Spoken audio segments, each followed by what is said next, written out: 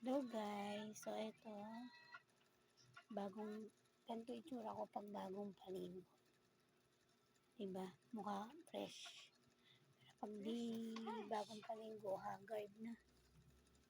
Ayan. Hindi naman naligo. Wala akong routine. Basta ganyan lang siya.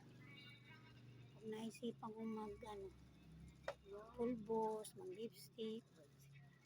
Ayan, ganyan lang. Simple lang. Yan. Ang ganda pala pagkabagong Ganda ko pagkabagong paligo. Pero pagka hindi na naligo, haggard na. Grabe.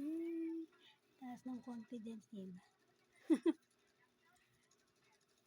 Ayan.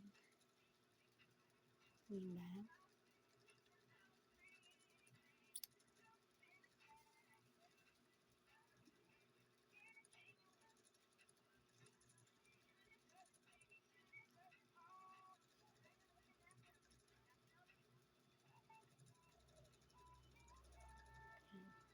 Mas maganda kasi basa ang buhok ko. Pag tuyo, pangit. Grabe. Kaya lagi akong nakapusod pag